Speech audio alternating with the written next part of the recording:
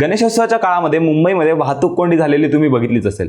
पण मराठा क्रांती मोर्चा आझाद मैदानाकडे निघताच 29 ऑगस्टला मुंबईमध्ये वाहतूक ठप्प झाली. अनेक रस्ते बंद केले गेले तर CSMT फोर्ट आणि नरिमन पॉइंट येथे मोठ्या प्रमाणात वाहतूक कोंडी झाली. प्रशासनाने आवश्यकतेनुसार वाहतुकीला बंदी घातली आणि वाहने उभी करायला देखील मनाई केली गेली. अनेक मार्ग बंद केले गेले, त्यात VN पुरव मार्ग ते south bond Devanagar form road ते पांजरपोळ, टॉम चित्ता कॅम्प ते VN पुरव रोड, सायन पनवेल मार्ग ते मानखुर्द पासून पांजरपोळपर्यंत, CG गडवानी नॉर्थ चॅनल पासून पांजरपोळपर्यंत असे अनेक मार्ग प्रशासनाने बंद केलेत.